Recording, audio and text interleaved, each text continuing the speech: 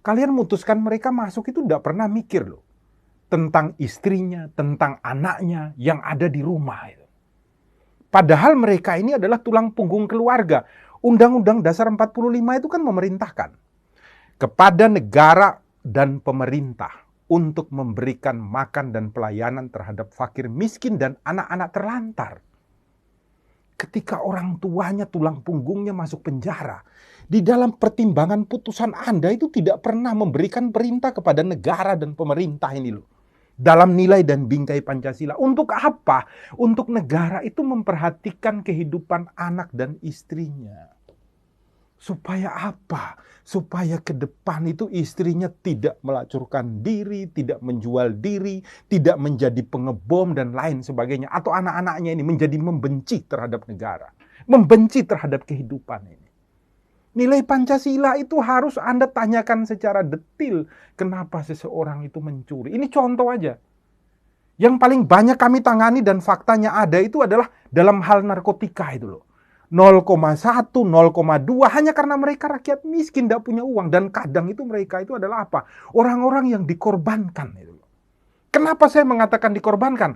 Karena oknum polisi hanya bisa naik pangkat itu karena mereka menangani perkara gitu loh. Kalau ada perkara, mereka naik pangkat. Sehingga akhirnya perkara itu dicari-cari gitu loh. Vonisnya berapa? 5 tahun, 7 tahun. Kami punya datanya banyak gitu loh.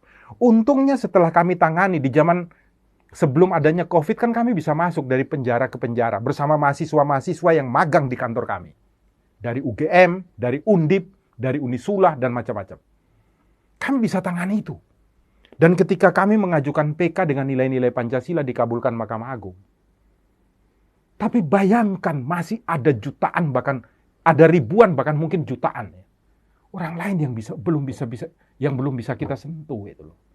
Tolonglah. Pancasila itu diterapkan secara baik, secara benar di dalam cara setiap hakim memberikan putusan. Pertimbangkanlah itu. Nilai-nilainya apa? Nilai cara Tuhan memberikan hukuman kepada manusia. Anda harus menghayati itu. Sehingga Anda akan menjadi manusia yang adil di satu sisi, beradab di sisi yang lain. Maka setiap putusan yang Anda lakukan itu di dalam sila keempat, dipandu hikmat dan kebijaksanaan di dalam musyawarah yang Anda lakukan.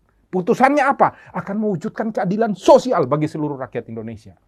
Maka di situ harus masuk juga hukuman terhadap negara. Anda menghitung dong. Kalau kasus ini adalah dilakukan seseorang karena kelalaian negara di dalam membimbing rakyatnya. Harus ada di dalam amar putusan. Itu baru jelas. Anda adalah hakim yang merupakan wakil suara Tuhan di muka bumi atau primus inter pares. Marilah rubah mimbar sidang kita yang ada di seluruh Indonesia. Salam Pancasila dan salam penegakan hukum.